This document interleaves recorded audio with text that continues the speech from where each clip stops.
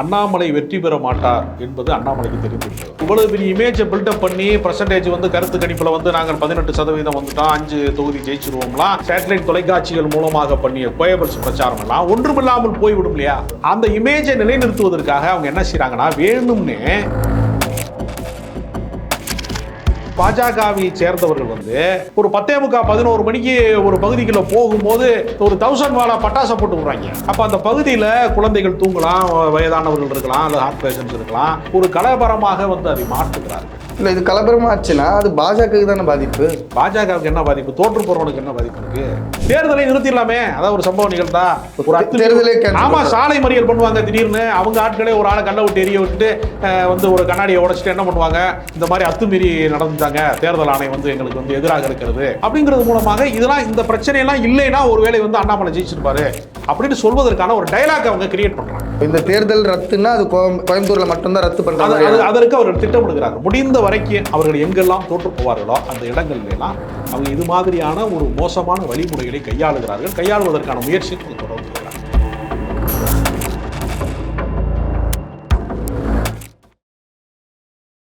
வாகை தமிழ் பார்வையாளருக்கு வணக்கம். நான் உங்கள் ஜெயபிரகாஷ் கருணாகரன். இன்றைய சிறப்பு நேர்காணலில் நம்மோடு இணைந்திருப்பவர் அரசியல் விமர்சகர் திரு ராஜகம்பீரன் அவர்கள். வணக்கம். கோவை தொகுதியில் வேட்பாளர் அறிவிக்கப்பட்ட திரு அண்ணாமலை அவர்கள் பிரச்சாரத்தில் தொடர்ந்து பத்திரிகையாளர் மோதல், அப்புறம் பிரச்சாரத்தில் இருக்கிற எதிர்த்தரப்புகளை விமர்சிக்கிறது இப்படி தொடர்ந்து நடக்குது. ஆனால் பிரச்சாரத்தை காலதாமதமாக அல்லது ரொம்ப லேட் நைட்டில் நடத்துகிற மாதிரியான சில சலசலப்புகள்லாம் ஏற்படுது. தேர்தல் ஆணையத்தின் அடிப்படையில் பார்த்திங்கன்னா அவங்க அதுக்கு வந்து கண்டனம்லாம் தெரிவிக்கிறாங்க. வாகனங்கள் பறிமுதல்லாம் செய்யப்பட்டதா தகவல் வருது. என்ன சூழல் போயிட்டுருக்கு கோவையில்? அண்ணாமலை வெற்றி பெற மாட்டார் என்பது அண்ணாமலைக்கு தெரிந்து விட்டது. பாஜகவிற்கான வெற்றி வாய்ப்பு தமிழகத்திலே சாத்தியமில்லை என்பது அனைவருக்கும் தெரிந்த ஒன்று. அது அண்ணாமலைக்கு தெரியாமல் இருக்கிறதுக்கு வாய்ப்பே இல்லை.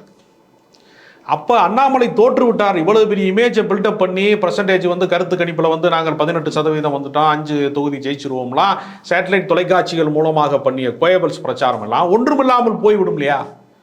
அந்த இமேஜை நிலைநிறுத்துவதற்காக அவங்க என்ன செய்யறாங்கன்னா, வேணும்னு அத்துமீறி 10 மணிக்கு பிரச்சாரத்தை முடிக்க வேண்டும் என்றால் 10:15 மணி வரைக்கும் போகிறது. கேட்டால் நான் பிரச்சாரம் செய்யலை, நான் மைக்கு ஆஃப் பண்ணிட்டேன் அப்படிங்கிறது. யாராவது தேர்தல் ஆணையத்திலிருந்து யாராவது போலீஸ்காரர்கள் யாராவது குறுக்கிட்டா இது ஒரு காரணமாக சமாளிப்பதற்கு அவர் சொல்கிறார். ஆனால் என்ன செய்கிறாங்கன்னா, பாஜகவை சேர்ந்தவர்கள் வந்து ஒரு 10:15 மணிக்கு ஒரு பகுதிக்குள்ள போகும்போது ஒரு 1000 வாலா பட்டாசை போட்டு விடுறாங்க. அப்போ அந்த பகுதியில் குழந்தைகள் தூங்கலாம், வயதானவர்கள் இருக்கலாம், அல்லது ஹார்ட் பேஷன்ஸ் இருக்கலாம். ஒரு கலவரமாக வந்து அதை மாற்றுகிறார்கள். இல்லை, இது கலவரமாச்சுன்னா அது பாஜகவுக்கு தானே பாதிப்பு. பாஜகவுக்கு என்ன பாதிப்பு? தோற்று போகிறவனுக்கு என்ன பாதிப்பு இருக்குது?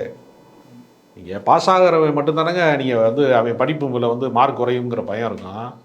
கன்ஃபார்மாக ஃபெயில் ஆகிறவங்கிறவன் அதை எதை வேணாலும் எழுதலாம்ல.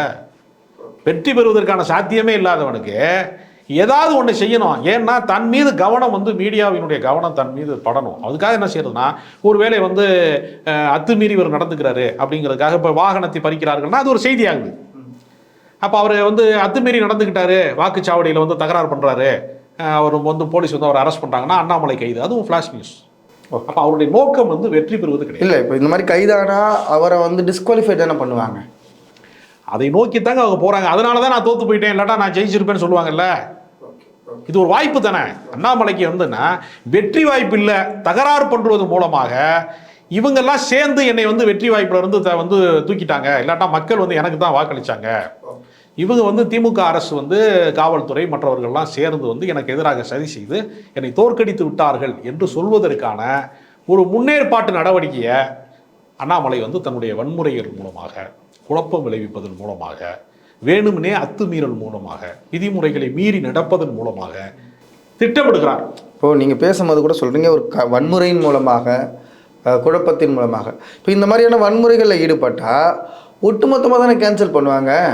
இல்லைங்க, அதாவது என்ன செய்வாங்கன்னா, உங்களுக்கு அவங்க எப்படி வன்முறையை திட்டமிடுவாங்கன்னா, ஏதாவது ஒரு சம்பவம் நிகழாதா, தேர்தலை நிறுத்திடலாமே, அதாவது ஒரு சம்பவம் நிகழ்ந்தா ஆமா சாலை மறியல் பண்ணுவாங்க. திடீர்னு அவங்க ஆட்களே ஒரு ஆளை கல்ல விட்டு எரிய விட்டுட்டு வந்து ஒரு கண்ணாடியை உடைச்சிட்டு என்ன பண்ணுவாங்க, இந்த மாதிரி அத்துமீறி நடந்துட்டாங்க, தேர்தல் ஆணையம் வந்து எங்களுக்கு வந்து எதிராக இருக்கிறது அப்படின்னு சாலை மறியல் பண்ணாரு அப்படிங்கிறது மூலமாக இதெல்லாம் இந்த பிரச்சனையெல்லாம் இல்லைன்னா ஒருவேளை வந்து அண்ணாமலை ஜெயிச்சிருப்பாரு அப்படின்னு சொல்வதற்கான ஒரு டயலாக் அவங்க கிரியேட் பண்றாங்க. இது ஒரு உரையாடலை வந்து இந்த தேர்தல் ரத்துன்னா அது கோயம்புத்தூர்ல மட்டும்தான் ரத்து பண்றாங்க. அதற்கு அவர்கள் திட்டமிடுகிறார்கள். முடிந்த வரைக்கும் அவர்கள் எங்கெல்லாம் தோற்று போவார்களோ அந்த இடங்கள்ல எல்லாம் அவங்க இது மாதிரியான ஒரு மோசமான வழிமுறைகளை கையாளுகிறார்கள். கையாளுவதற்கான முயற்சியை அவங்க தொடர்ந்து இருக்கிறாங்க. இப்போ நீங்க என்ன சொல்றீங்கன்னா, தேர்தல் ரத்து செய்யற அளவுக்கு கோயம்புத்தூர்ல பாஜக வேலை செய்யுது. ஆனால் ஒன்றியத்தில் இருக்கிற பாஜக அப்படி வேலை செய்கிற மாதிரி தெரியல. ஏன்னா அம்பேத்கரனுடைய பிறந்தநாள் அதுவும் அவங்க தேர்தல் அறிக்கையை வெளியிடுறாங்க. பிரதமர் மோடியே அம்பேத்கரை நினைவூட்டிட்டு தான் அந்த தேர்தல் அறிக்கையை வெளியிடுறாங்க.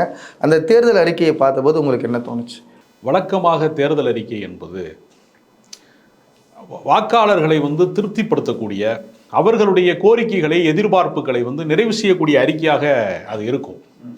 ஆனால் பாஜக அறிக்கை வந்து அதற்கு நேர்மாறாக, ஏன்னா அவர்களால் வந்து ஒரு 10 ஆண்டு காலத்தில் எதையெல்லாம் சாதித்தோம் என்று சொல்ல முடியவில்லை. அவங்களுடைய சாதனையாக அவர்கள் கருதி கொள்வதே என்னன்னு சொல்கிறாங்கன்னா, தேசத்திலே ஏற்பட்ட பிளவுகளை தான் அவங்க வந்து சாதனைகளாக சொல்கிறாங்க. 370 சிறப்பு அதிகாரத்தை காஷ்மீர் விட்டு நீக்கிட்டோம். சரி, அது நீக்கினதுனால யாருக்கு நன்மை?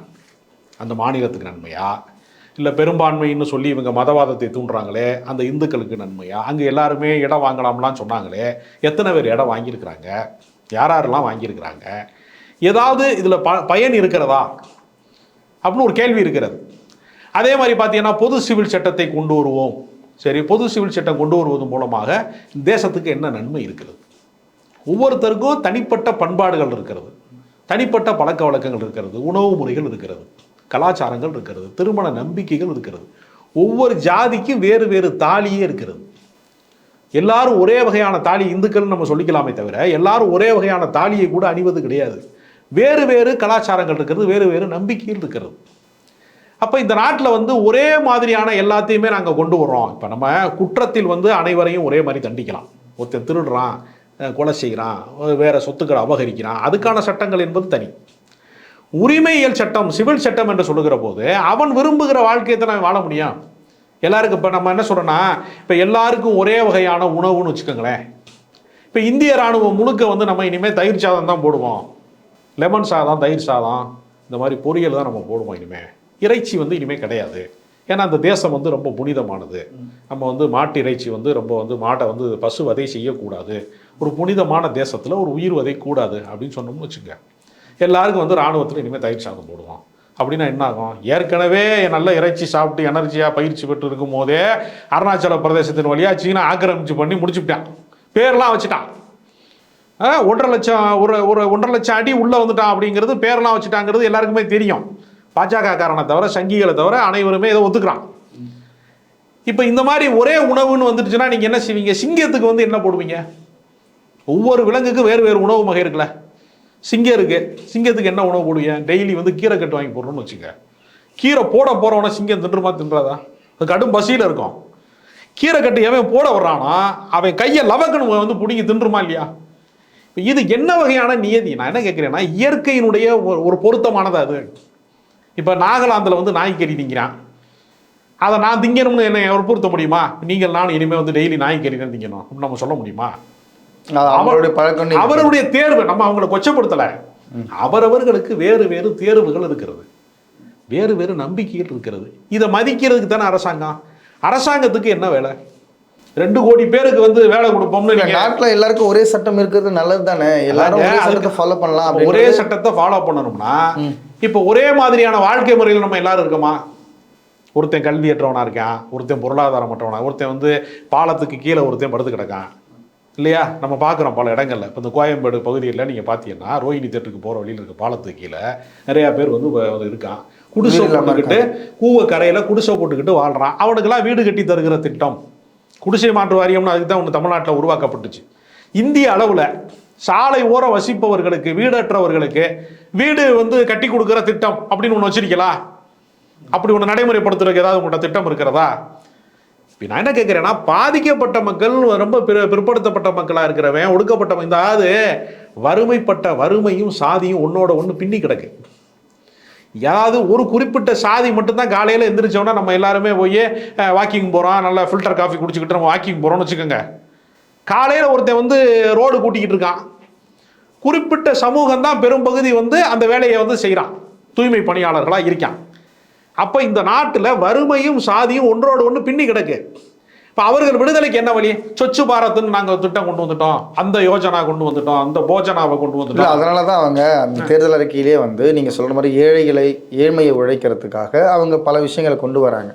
என்ன சொல்கிறாங்கன்னா, வறுமையே கிட்டத்தட்ட 5% தான் இருக்குது இந்திய நாட்டில் அப்படின்றாங்க. ரேஷன் கடைகளில் கிட்டத்தட்ட 80 கோடி மக்களுக்கு இலவசமாக ரேஷன் பொருட்களை கொடுக்கறதுக்கான திட்டத்தையும் 5 ஆண்டுகளுக்கு தொடருன்றதையும் உத்தரவாதம் கொடுக்குறாங்களா? அப்போ ஏழைகளுடைய வளர்ச்சிக்காகவும் அவங்க ஹெல்ப் பண்ணுற மாதிரி தானே அந்த அறிக்கையில் இருக்குது. இந்தியாவினுடைய ஒட்டுமொத்த ஜனத்தொகையில் 5% பேர் தான் ஏழைகள் இருக்கிறார்கள் என்று சொல்வதை விடவும் ஒரு மிகப்பெரிய மோசடியான பொய் முதல்ல இருக்க முடியுமா?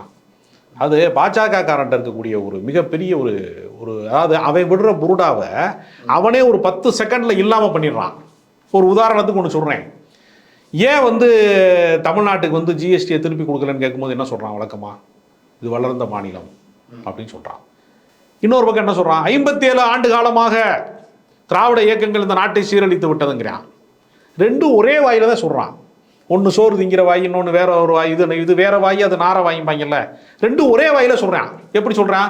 57 ஆண்டு காலமாக திராவிட இயக்கங்கள் வந்து இந்த தமிழ்நாட்டை சீரழித்து விட்டதுன்னு சொல்கிற அதே வாயால் அதே பாஜகக்காரன் அவங்க அரசாங்கத்தில் இருந்து ஏங்க ஜிஎஸ்டியை திருப்பி தரல, ஏங்க நாங்கள் 1 ரூபா கட்டினா ஏங்க 29 பைசாவோ 28 பைசாவோ தரீங்க அப்படின்னு கேட்டால், வளர்ச்சி பெற்ற மாநிலம் உத்தரப்பிரதேசம் வளரலை இவனே சொல்கிறான். அப்போ திராவிட மாடல் வெற்றி பெற்றது இவன் ஒத்துக்கிறான்.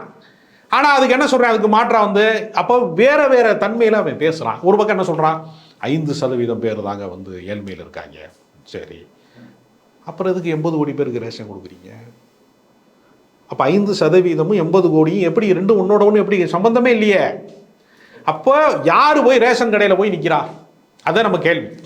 சாமானிய மக்கள், உணவுக்கு வழியற்றவர்கள், உழைப்புக்கு உரிய கூலி பெற முடியாதவர்கள், அதுக்கான அங்கீகாரம் பெற முடியாதவன் தான் ரேஷனுடைய கியூவில் போய் நிற்கிறான். நீங்கள் நல்லா யோசிச்சு பாருங்கள். எந்த வயல்லையாவது நெல் விளையும் போது ஒரு துர்நாற்றத்தோட எங்கேயாவது விளையுமா? வராது. போதிய உணவு கிடங்குகளை வந்து பராமரிக்க தவறுனதுனால ரேஷன் அரிசியிலேருந்து ஒரு வாடை வருது. இந்த வாடை எங்கேருந்து வருது? அதை பல முறை அரைச்சி அலசிலாம் வந்து பயன்படுத்துகிறாங்க மக்கள். இது எங்கேருந்து வருது? இதை சரி செய்யறதுக்கு தானங்க அரசாங்கம் இருக்கு. இவன் அதை விட்டுட்டு என்ன சொல்றான்? 1.5 லட்சம் ஆண்டுகளுக்கு முன்பு கிருத யுகத்தில் வந்து ஒருத்தர் தோன்றினாருங்கிறான். அதெல்லாம் எங்களுக்கு தெரியும்யா. எங்களுக்கு சாமி கும்பிட கற்றுக் கொடுக்குறதோ, எங்களுக்கு கடவுள் வழிபாடை பற்றி சொல்கிறதோ, ஆன்மீகத்தை பற்றி சொல்கிறதோ அதுக்கு உங்களை தேர்ந்தெடுக்கலை. நாங்கள் ஒரு கவுன்சிலரை தேர்ந்தெடுத்தா கூட எங்கள் தெரு சுத்தமாக இருக்கணும், எங்கள் தெருவில் சாக்கடை வந்து தேங்கக்கூடாது என்று எங்களுடைய அன்றாட வாழ்க்கைக்கு சம்பந்தமான விஷயங்களுக்கு மட்டும்தான் சாலை போடணும், எங்கள் ஊருக்கு கிராமப்புற சாலை போடணுங்கிறதுக்கு தான் நாங்கள் கவுன்சிலரையோ பஞ்சாயத்து பிரசிடென்ட்டையோ தேர்ந்தெடுக்கிறோம். இப்போ நீங்கள் எதுவும் வளர்ச்சி திட்டம் இல்லைன்றீங்க. இது வளர்ச்சி திட்டத்திலேயே சேராது. இல்லை, இப்போ என்னன்னா அவங்க என்ன சொல்கிறாங்கன்னா, ஒரே நாடு ஒரே தேர்தல் இது வளர்ச்சி இல்லையா? முத்ரா யோஜனா அப்படின்ற அந்த திட்டத்தின் கீழே 10 லட்சத்தில் இருந்து 20 லட்சமாக அவங்க அதை அதிகரிக்கிறாங்க. அப்புறம் 75 வயதுக்கு மேற்பட்டவர்களுக்கு இலவசமான மருத்துவ காப்பீடு திட்டம், கிட்டத்தட்ட ஒரு 5 லட்சத்துக்கு மருத்துவ காப்பீடு திட்டம் கொடுக்குறாங்க. இதில் ஒரு தந்திரம் இருக்கு. இந்த மருத்துவ காப்பீட்டிலே ஒரு தந்திரம் இருக்கு. 75 வயதுக்கு மேலே இருக்கிற பல பேர் மருத்துவ காப்பீட்டுக்கு அப்ளை பண்ணுற அளவுக்கு பல பேர் இருக்க மாட்டாங்க. நீங்கள் மத்திய தர அரசு ஊழியர்களாக இருக்கிறவனும் இன்சூரன்ஸே பெருசாக நீங்கள் யோசிச்சு பாருங்களேன். கிராமப்புறத்தில் ஒரு கூலி வேலை பார்க்குற எழுத படிக்க தெரியாத ஒருத்தன் 75 வயசு கடந்து இன்சூரன்ஸுக்கு அப்ளை பண்ணி வாங்கிடுவானா? இல்லை, இன்சூரன்ஸ் கரண்டே முடியாதுன்னு தானே சீனியர் சிட்டிசனுக்கு இல்லைன்னு தான் சொல்லுவான். இன்சூரன்ஸ் போட மாட்டாங்க தெரியுமா உங்களுக்கு? கண்டிப்பாக போட மாட்டாங்க. எவ்வளோ தந்திரமாக சொல்கிறான் பாருங்க. உனக்கு இல்லைன்னு சொல்கிறதுக்கு பதிலாக நீங்கள் மளிகை கடைக்கு போனீங்கன்னா பருப்பு இருக்கா, தோரம் பருப்பு இருக்கா, பாசி பருப்பு இருக்குது, உளுந்து இருக்கா, இல்லை அதாவது இந்த உளுந்து கருப்பு உளுந்து இருக்கா, வெள்ளை உளுந்து இருக்கு, இல்லைன்னு சொல்லக்கூடாதுங்கிறதுக்கு ஒன்று சொல்கிறாங்களே மளிகை கடைக்காரன். அதே டைலாக தான் பாஜகக்காரன் சொல்கிறான். இல்லை, ப்ரைவேட்டு தர மாட்டேது, அதனால தான் அரசு தரன்ற இடத்துக்கு இதை பார்க்கலாம்ல. அதங்க யாருக்கு பண்ண ஒன்றும் இல்லைங்க. ரயில்வேல சீனியர் சிட்டிசன்ஸுக்குன்னு ஒரு பர்சன்டேஜ் வந்து இது பண்ணியிருந்தாங்கல்ல, பயனாளிகளுக்கு கட்டண குறைப்பு பண்ணியிருந்தாங்கல்ல. அது எதுக்கு இந்த அரசாங்கம் எடுத்தேன்? டெய்லி போகிறாங்களா வயசானவங்களாம்? டெய்லி காலையில் எழுந்திரிச்சு குளிச்சுட்டு டெய்லி வந்து திருநெல்வேலிக்கும் நாகர்கோயிலுக்கோ மும்பைக்கும் புனேக்கும் போயிட்டு வராங்களா? மகாராஷ்டிரா போயிட்டு வராங்களா? இல்லை ராமர் கோயிலுக்கு போகிறாங்களா டெய்லி? இல்லை. அன்றாட வாழ்க்கையில் வயதானவர்கள் எப்பொழுதோ பயணிப்பான் சீனியர் சிட்டிசனு. அவனுக்கு ஒரு சலுகை கொடுத்துருந்தான்ல காங்கிரஸ் கவர்மெண்ட்டில், அது இவங்க இல்லாமல் பண்ணிட்டாங்கல்ல. சரி, இப்போ என்ன சொல்கிறான்? ஒரே நாடு ஒரே தேர்தல்னா நான் என்ன கேட்குறேன், இது ஒரே நாடா? முதல்ல இது ஒரே நாடா? நான் கேட்டேன் கொஞ்சம் நேரத்துக்கு முன்னாடி, நாகாலாந்துக்காரன் வந்து நாய்க்கறி திங்கிறான், ஒருத்தன் வந்து மாட்டு இறைச்சி திங்கிறான், ஒருத்தன் மீன் மட்டுமே சாப்பிட்றான், மீனை கடல் புஷ்பங்கிறான். தெரியுமா உங்களுக்கு? மேற்கு வங்காளத்தில் இருக்கிறவன் மீனை வந்து கடல் புஷ்பங்கிறான். அது மட்டும் கிடையாது, அது வெஜிடேரியனில் வச்சுருக்கேங்கிறான். பெங்காலிஸ் என்ன சொல்கிறான்? மீன் சாப்பிட்றது வந்து வெஜிடேரியனுங்கிறான். நாங்கள் வந்து அதை வந்து படுகொலை செய்யலை, நாங்கள் வெட்டி ரத்தம் வர வச்சு செய்யலை. மீனை தூக்குறோம், அது போயிடுது, அவ்வளோதான். மசாலாவை போட்டால் அது ரெடி ஆகிடுது, அவ்வளோதானே. அப்போ ஒவ்வொருத்தனுக்கு வேறு வேறு உணவு முறை இருக்குது, வேறு வேறு கலாச்சாரம் இருக்குது, வேறு வேறு நம்பிக்கை இருக்குது. இதை எல்லாத்தையும் கொண்டு வந்து நீங்கள் இந்த பஸ் ஸ்டாண்டில், இந்த பொது இடங்கள்லாம் நீங்கள் பார்த்தீங்கன்னா சந்தையில் கலர் கோழி விற்பாங்க, கோழி குஞ்சா விற்பாங்க. எல்லா கோழி குஞ்சுக்கும் ஒரு கலர் அடித்து வச்சுருப்பாங்க. விதவிதமாக இருக்கும், அழகாக இருக்கும் பார்க்குறதுக்கு. இந்த வேலையை தான் பாஜகக்காரன் 10 வருஷமாக பண்ணியிருக்கான். கலர் கோழி குஞ்சு இருக்குல்லங்க, கலர் கோழி குஞ்சுக்கு வந்து பெயிண்ட் அடித்து வைக்கிற அந்த வேலையை இருக்குல்ல, அதே வேலையை தான் இவங்க பண்ணியிருக்காங்க. மக்களுடைய அடிப்படை பிரச்சனைகளை தீர்ப்பதற்கு ஒருபோதும் முன் வரல. இப்போ நான் என்ன கேட்குறேன், ஏற்கனவே ஓடிக்கிட்டு இருக்க ரயில் இருக்குல்ல, அந்த ரயிலுக்கு ஏற்கனவே செய்து கொண்டிருந்த அந்த செய்ய வேண்டிய விஷயங்கள்லாம் இருக்குல்ல. இப்போ ரயில் வந்து திடீர்னு ஒரு ரயில் விபத்து ஏற்படுது. ஏன் ரயில் விபத்து ஏற்படுது அப்படின்னா, ரயில் விபத்து ஏற்படாமல் இருப்பதற்கான தடுப்பிற்கான ஒரு கருவி இருக்கு, அதை பொறுத்தாதனால வந்து அது ஏற்படுதுங்கிறான். இவன் என்ன செய்யறான்? அதையெல்லாம் விட்டுட்டான். ரயில்வே தொழிற்சாலை இங்கே இருக்கு, பெரம்பூரில் வந்து ஐசிஎஃப்ல வந்து ரயில்வே தொழிற்சாலை இருக்கு. இங்கே ரயில்வேனுடைய பாகங்களை கட்டுமானம் செய்வதற்கான தொழிற்சாலை இங்கே இருக்கு. இவன் ஜப்பான்ல இருந்து புல்லட் ரயிலை வந்து நம்ம கொண்டு வர்றேங்கிறான். சரி, புல்லட் ரயில் வந்து சாமானியர்கள் போக முடியுமா? விமான கட்டணத்திற்கு நிகரான கட்டணத்தை புல்லட் ரயிலில் வந்து வச்சிருக்கான். அதை இங்கே கொண்டு வர்றது மூலமா சாமானிய மக்களை வந்து அவர் அதில் பயணிக்க முடியுமா? அதான் கேள்வி. புல்லட் ட்ரெயின்ன்றது வெளியிலேருந்து கொண்டு வரதால அவங்களுக்கு வேறு ஏதோ செலவு வருது, கம்மியாகுமோ என்னவோ. ஏன்னா சமீபத்தில் கூட நிர்மலா சீதாராமன் என்ன சொன்னாங்கன்னா, ஆவடியை விட அயோத்தியில் அதிகமான வருமானம் வருது, ஆவடியில் நீங்கள் வச்சிருக்கிற தொழில்பேட்டையை விட அயோத்தியிலேருந்து வருமானம் அதிகமாக வருது அப்படின்றாங்க. அதாவது பிச்சைக்கார புத்தின்னு ஒன்று இருக்குது, பிச்சை எடுத்து சாப்பிட்றது. அதை வந்து நம்ம வந்து சாமானிய மக்கள் வந்து கையேந்தி ஒருத்தட்ட காசு கேட்டால் அதை பிச்சைங்கிறான், அதை வேத ஓதுறவன் கேட்டால் காணிக்கைங்கிறான். ரெண்டுக்கு ஒரு வேறுபாடு இருக்குது. ஆவடி தொழிற்சாலையில் ஒரு உற்பத்தி செய்யப்படுகிறது, உழைப்பின் வழியாக ஒரு உற்பத்தி செய்யப்படுகிறது, அது மூலமாக தொழிலாளர்களுக்கு வந்து ஊதியம் கிடைக்கிறது, நாட்டுக்கு வந்து பல திட்டங்கள் நிறைவேற்றப்படுகிறது. அப்படிங்கிறதும் உழைப்பின் வழியாக வருகிற பணமும் பிச்சை எடுக்கிற பணமும் ஒன்றா? நான் என்ன கேட்குறேன்னா, கோவில் வாசல்ல இருந்து நிறைய பேர் பிச்சை எடுக்கிறான், கோவில் பக்கத்தில் நிறையா பேர் வந்து கடை போடுறான். கோவில்னு கிடையாது, பள்ளிவாசல் பக்கத்தில் வந்து கடை போடுவான், தேவாலயத்துக்கு பக்கத்தில் வந்து பாசி மணி ஊசி மணிலாம் வைப்பேன். நீங்கள் எதுக்கு போனீங்கன்னா தெரியும், எல்லா ஆலயங்களுக்கு முன்னாடியும் ஒரு வியாபாரம் நடக்கும். அந்த வியாபாரம் என்பது வேறு. உற்பத்தி தான் ஒரு நாட்டினுடைய ஒரு மிக முக்கியமான ஜீவாதாரம்.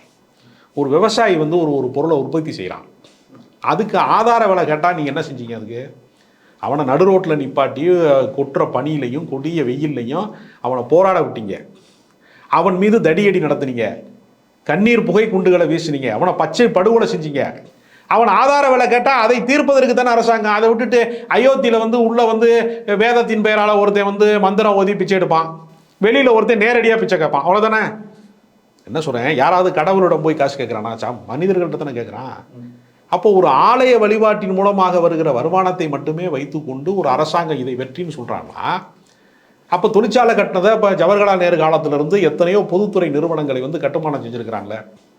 இப்போ அவன்லாம் முட்டாள நான் கேட்குறேன். அந்த ஆட்சியாளர்கள்லாம் இவ்வளவு மக்களுக்கான உழைப்பு சார்ந்த தொழிற்சாலைகளை நிறுவனங்களை உருவாக்கி இருக்கிறவங்களை அதை விட்டுறான்.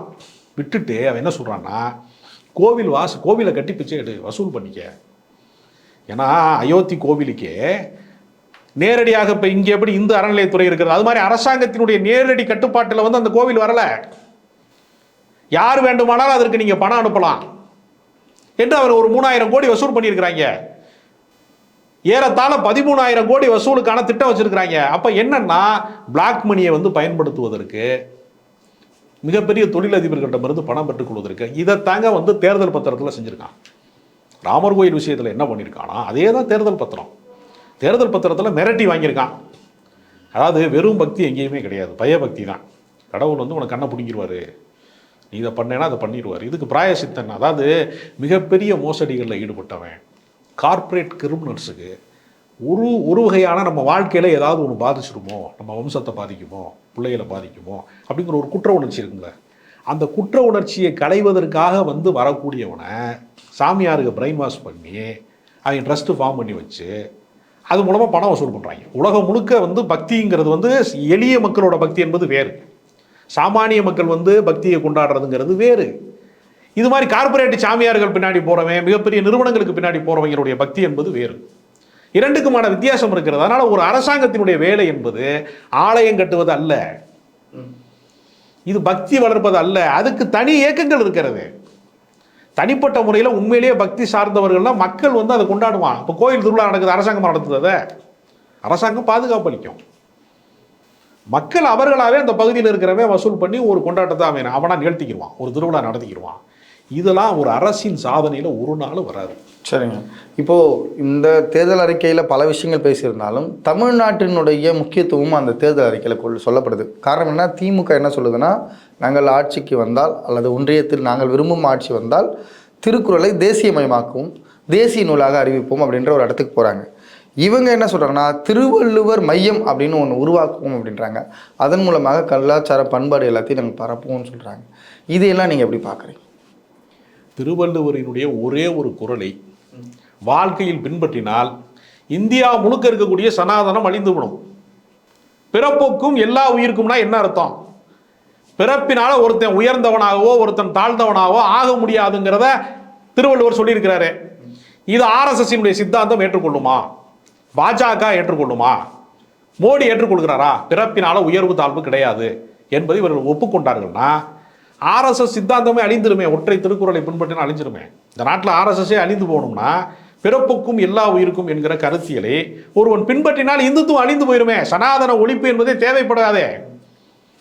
இதற்கு எதிராக யாரெல்லாம் பிறப்பின் வழியாக மனிதர்களுக்கு உயர்வு தாழ்வு கற்பித்ததை வந்து யாரெல்லாம் கடுமையாக எதிர்த்தார்களா அந்த திருவள்ளுவரை எங்காலும் சொல்லி காவி பெயிண்ட் அடிக்கிறது.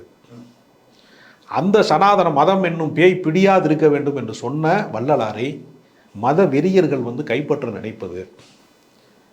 நீங்கள் அதே மாதிரி நீங்கள் பாருங்கள், ஐயா வைகுண்டர் போன்றவர்கள் பேசிய அந்த சமத்துவ கோட்பாட்டுக்கு எதிரானவர்களே அவரை பற்றி பேசுவது. கேரளாவில் நாராயணகுரு என்ற ஒரு மிகப்பெரிய ஆன்மீக புரட்சியாளர் இதே சமத்துவத்திற்காக போராடுகிறார். ஈழவ மக்களை சிவன் கோவிலுக்குள்ள அனுமதிக்க மறுக்கிறான். அப்போ வந்து நாராயணகுரு என்ன செய்கிறார்னா, நம்மை அனுமதிக்க மறுக்கிற கோவிலுக்கு நம்ம போக வேண்டாம், நாமே ஒரு சிவனை பிரதிஷ்டை செய்வோம் என்று அவர் ஒரு வழிபாட்டை தனியாக தொடங்குகிறார். அப்போ அங்கே இருக்கக்கூடிய நம்பூதிரிகள், அங்கே இருக்கக்கூடிய உயர் சாதி ஆதிக்கவாதிகளில் ஒருவர் வந்து இவரை பார்க்குறாரு. யாரை? நாராயணகுருவை பார்க்குறாரு. என்னையா நீங்கள்லாம் ஆரம்பிச்சிட்டீங்க போல இருக்கு, நீங்கள்லாம் பிரதிஷ்டை செய்வீங்களா சிவனை அப்படின்னு சொல்லும்போது அவர் சொன்னார், உங்கள் சிவனை நான் பிரதிஷ்டை செய்யலைங்க, எங்கள் சிவனை நாங்கள் பிரதிஷ்டை செய்கிறோம். ஐயனாரை இவர்கள் ஏற்றுக்கொள்வார்களா? ஆடு கோழி வெட்டுகிற பாண்டி கோயில் போன்ற திருவிழாக்களை வந்து இவர்கள் ஒப்புக்கொள்வார்களா? பாண்டி கோயிலில் வந்து கிடா வெட்டி சாமி கும்பிட்றோம் வாங்க எல்லாரும் அப்படின்னு சொல்லி இல கணேசன், எச் ராஜா, நிர்மலா சீதாராமன், சுப்பிரமணிய சாமி எல்லாரையும் அழைச்சிட்டு வந்து விருந்து போட்டால் இது இந்து பண்பாடு என்று அவர்கள் ஒப்புக்கொள்வார்களா? ஏற்கனவே ஆடு கோழி வெட்டக்கூடாது என்ற சட்டத்தை வந்து ஜெயலலிதா 2001 வந்து இங்கே நடைமுறைப்படுத்தினாங்க. என்னாச்சு? பாண்டி கோயில் பூசாரியை வந்து ஏதோ கொலகாரி மாதிரி அரெஸ்ட் பண்ணி கூட்டு போனாங்க. நான் பார்த்தேன், கண்ணால் பார்த்தேன் பாண்டி கோயில் பூசாரி அரெஸ்ட் பண்ணதை. நீங்களாம் விலகவே மாட்டேடானாரு. அடுத்து அந்த ஆட்சி தோற்று போனது, அவங்க வந்து திரும்ப எல்லாத்தையும் திரும்ப பெற்றுக்கொண்டாங்க. அவரவருடைய நம்பிக்கை, அவருடைய வழிபாடு அதற்கு உள்ளே புகுந்து, அதாவது பாஜகவிற்கு வந்து இந்த தேசத்தை ஆள தெரியவில்லை. இந்த மக்களினுடைய உணர்வுகள் அவங்களுக்கு புரியலை. 2 கோடி பேருக்கு வேலை தருவேன்னு சொன்னவன் அதை குறித்து பேசவே இல்லையே. இந்த நாட்டினுடைய தலையாய பிரச்சனை வந்து 83% இளைஞர்கள் வேலையற்றவர்களாக இருக்கிறான். அந்த வேலையற்றவர்களுக்கு வேற வழி இல்லாதனால அவன் பல தவறான பழக்க வழக்கங்களுக்கு அவன் ஆளாகிறான். அதான் ஸ்டார்ட் அப்னு வைக்கிறாங்களே, ஸ்டார்ட் அப் புதிய நிறுவனங்களை உருவாக்குறதுக்கான திட்டங்கள் அறிவிக்கிறாங்க. எப்போ வைக்கிறாங்க ஸ்டார்ட் அப்? இந்த தேர்தலில் ஏங்க அவர்களுடைய இயலாமையை மறைப்பதற்கு தான் 2047 தான் எங்களுக்கு இலக்கம் வாங்கி. நீங்கள் ஜோசியக்காரன்ட்ட போனீங்கன்னா அவன் என்ன தெரியுமா சொல்லுவான்? உங்களுக்கு 6 மாதத்துக்கு கிரகம் சரியில்லைம்மா. ஃபஸ்ட்டு போனோன்னு சொல்லுவான், நீங்களே ஏதாவது பிரச்சனை இருந்தால் தான் ஜோசியக்காரன்ட்ட போவீங்க. உங்களுக்கு 6 மாதம் நேரம் சரியில்லைம்மா. 6 மாதம் கழித்து நீங்கள் ஃபாலோ பண்ணி போகணுன்னு வச்சுங்க, அதுக்குள்ளே உங்களுக்கு ஏற்கனவே சில பிரச்சனைகள் இயல்பாகவே தீர்வாகும். காலமாற்றத்தில் தினசரி மாறும்போது 6 மாதம் கழித்து நீங்கள் அதே ஜோசியரை போய் பார்க்க புரியல. 2047 வருடம் போய் நீங்கள் மோடிட்ட போய் வேணாலும் கேட்க போகிறோன்னா நீங்கள் சொன்னதில்லை. இப்போ 10 வருஷம் ஆண்ட லட்சணமே இங்கே டர்ரா கிழிஞ்சு போய் கிடக்கு. ஒன்றுமே இல்லை. மோடி அப்ப பிரதமர் வேட்பாளராக இருப்பார். அதுங்க சாதாரண கிராமங்களுக்கு இன்னும் குடிநீரே முழுமையாக போய் சேரவில்லை குழாய் வழியா. இவன் சொல்றான் எரிவாயுவை நாங்கள் குழாய் வழியா அனுப்புவோம். என்ன அடிப்படை கட்டுமானம் நடந்திருக்கிறது இங்க? இது எப்படி சாத்தியம்? அதெல்லாம் இல்ல, இது வளர்ச்சியினுடைய ஒரு எண்ணோட்டத்தில் அப்படி சொல்லலாம்ல. அப்ப அது ஒரு கனவு திட்டம்னு சொல்லுங்க. அப்துல் கலாம் சொன்னாரு கனவு காணுங்கள்னு சொன்னாரு. அது மாதிரி வந்து மோடியும் சொல்றாரு ஒரு கனவு திட்டம் இதெல்லாம் அப்படி சொல்லுங்க. நடைமுறை சாத்தியம் வேணும்ல. எதை வேணுமானு சொல்லலாமா? பாக்கி வந்து சொல்லலாமா? அந்த காலத்துல புஷ்பக விமானம்னு ஒன்று இருந்துச்சு. அதில் தான் போனாங்கன்னு ஒரு கதை எழுதி வச்சிருக்காங்க கற்பனையில். புஷ்பக விமானத்தில் பறந்து சென்றார்கள். எப்படா போனாங்க? புஷ்பக விமானத்தில் போனாங்க அப்படின்னு சொல்கிறான். இப்போ புஷ்பக விமானத்தை நம்பி புக்கிங் நம்ம ஆரம்பிக்க முடியுமா? நீங்கள் ஃப்ளைட்டில் போவீங்களா புஷ்பக விமானத்தில் போகிறதுனா? மோடி போகிற முதல்ல பாஜகக்காரன் சங்கி யாராவது புஷ்பக விமானத்தில் போவானா? அதுக்கு ஒரு மெக்கானிசம் இருக்குல்ல. கனவு யார் வேணாலும் காணலாம். இல்லை, எல்லாமே கனவு இல்லைல்ல. இப்போ அவங்க என்ன சொல்கிறாங்கன்னா கிட்டத்தட்ட 4 கோடி வீடுகள் நாங்கள் கட்டி தந்துட்டோம். அடுத்த ஆண்டும் அது நிறைய வீடுகள் கட்டுறதுக்கு 5 கோடி வீடுகளாக கட்டுறதுக்கான திட்டத்தில் இருக்கோன்றாங்க. அதுக்கப்புறம் 1 கோடியே 1 லட்சாதிபதி பெண்களை உருவாக்கியாச்சு. அடுத்த 5 ஆண்டில் அது 3 அதற்கான ஆதாரங்களை அவர்கள் வெளியிடுவார்களா? 4 கோடி பேருக்கு வந்து வீடு கட்டி கொடுத்தோம் என்பதற்கான ஆதாரம் அவர்களிடம் இருக்கிறதா? போகிற போக்கில் எதையாவது சொல்லிட்டு போகிறதுனாங்க. வாட்ஸ்அப்பில் வந்ததே வரலாறுன்னு ஒரு வதந்தி பரப்புறாங்களா ஒரு கூட்டம் இல்லையா? அந்த கூட்டத்தினுடைய தொடர்ச்சி தானே சங்கியல். 4 கோடி பேருக்கு நாங்கள் வீடு கட்டி கொடுத்தோம் என்பதற்கான ஆதாரங்களை பாஜக வெளியிடுமா? ஆதாரம் இல்லாம தேர்தல் அறிக்கை வைக்கிறாங்க. ஏங்க அவர் சொன்ன அத்தனையுமே பொய்கள் தானங்க. பணமதிப்பு நீக்கம் ஒருவேளை வந்து தோல்வி அடைந்தால் 50 நாளுக்குள்ள எனக்கு டைம் கொடுங்க. தோல்வி அடைந்தால் என்ன சொன்னார் அவரு? சொல்லுங்க. பெட்ரோல் ஊற்றி கொடுத்துங்கனால யாராவது கொடுத்துனாங்களா? இப்போ நம்ம சொன்னோம்னா என்ன சொல்லுவான்? வன்முறையை தூண்டுகிறார் அவரு. சொன்னது யாரு? நான் சொன்னேன். நான் பெட்ரோலை ஊற்றி கொடுத்தேன் நானா சொன்னேன்? சொன்னவர் யாருங்க? மோடி அவர்கள் தான் சொன்னார்ல. அப்போ பெட்ரோலை ஊற்றி கொடுத்துங்கன்னு சொன்னவர் வந்து அதை நடைமுறைப்படுத்தி இருக்கிறாரா? கருப்பு பணத்தை ஒழித்து விட்டாரா? அவங்க சொன்ன பொய்யவே அவங்க மறுக்கிறாங்களே. 15 லட்சம் நாங்கள் சொல்லவே இல்லைங்கிறாங்களே. இப்போ கொஞ்ச நாள் கழிச்சு அவங்க தான் சொன்னாங்க ஒவ்வொருத்தர் அக்கௌண்ட்டுக்கும் 15 லட்சம் வரணும். அவங்க தான் சொன்னாங்க. 15,000 கூட வரலையே. வந்தால் தான் பாஜக ஓட்டு போடுறதுக்கு ஆள் ரெடியாக இருக்கானே. 15,000 வரலையே. சரிங்க. இந்த தேர்தல் அறிக்கையில் பல விஷயங்கள் முக்கியத்துவமாக இருந்தது. அதாவது விவசாயம், அப்புறம் ஏழைகள், வேலைவாய்ப்பு, அதுக்கப்புறம் பெண்களுடையது. பெண்கள்னு பார்க்கும்போது பெண்களுக்கு அந்த ஒரு லட்சாதிபதிகள் அப்படின்ற பெண்கள் ஒரு ஸ்கீமும், அதுக்கப்புறம் பெண்களுக்கான வேலைவாய்ப்பு முக்கியத்துவம், இது எல்லாமே அதில் பேசுகிறதுல பெண்களுக்கான இந்த சானிடரி நாப்கின் அதுக்கு வந்து ₹1 அப்படின்றதுல நாங்கள் வழங்கலாம் அப்படின்ற ஒரு திட்டத்தை உள்ள வைக்கிறாங்க. ஆனால் ஜிஎஸ்டி சானிடரி நாப்கினுக்கு வாங்குறாங்கன்றது சமீபத்தில் ட்ரெண்ட் ஆச்சு. நீங்கள் பார்த்துருப்பீங்க. 18% வட்டி வந்து வரி வாங்குறாங்கன்ட்டு. இந்த ₹1 வைரத்துக்கு 3% தான் ஜிஎஸ்டி. பணக்காரர்கள் மட்டுமே பயன்படுத்துகிற வைரத்திற்கு 3% தான் ஜிஎஸ்டி. சாதாரண பெண்கள் பயன்படுத்துகிற நாப்கினுக்கு 18% வரி. இதுதான் வந்து பாஜகவினுடைய மாடல். அதனால தான் நம்ம திரும்ப திரும்ப சொல்கிறோம், பாஜக என்பது இந்தியாவுக்கு நேர்ந்திருக்கிற ஒரு சாபக்கேடு. இந்த தேர்தலில் அது அப்புறப்படுத்தப்படாமல் போய்விட்டால் இந்தியாவில் ஜனநாயகமே இருக்காது. தேர்தல் முறை இப்பொழுதே சீர்கட்டு கிடக்கிறது. நடு ராத்திரில் அத்துமீறி வந்து பிரச்சாரத்திற்கு போகிறார்கள். எந்த கட்டுப்பாடையும் நாங்கள் வந்து பின்பற்ற மாட்டோம், நாங்கள் கோர்ட்டு சொன்னாலும் கேட்க மாட்டோங்கிற அளவுக்கு போகிறாங்க எல்லா இடத்துலையும். ஒரு நிறைவு கேள்வி அதை வைக்கிறேன். இந்த ஒட்டுமொத்த அறிக்கையும் அவங்க பயன்படுத்தின வார்த்தைகளை ரொம்ப உன்னித்து பார்க்க வேண்டியது இருக்குது. என்னென்னா, பாரத் அப்படின்ற வார்த்தையை தான் பயன்படுத்தியிருக்காங்க, இந்தியா அப்படின்ற வார்த்தையை பயன்படுத்தலை, பாரதம் அப்படின்ற வார்த்தையை பயன்படுத்தியிருக்காங்க. 1. 2வது, இந்த தேர்தல் அறிக்கை பெருசாக அவங்களுக்கு இம்பேக்டை கொடுக்காதா, இது வெற்றி வாய்ப்பை ஏற்படுத்தாதா அப்படின்னா நீங்கள் என்ன சொல்லுவீங்க? இந்தியா உலர்கிறதுன்னு ஏற்கனவே வாஜ்பாய் காலத்தில் ஒரு விளம்பரம் செய்தார்கள்.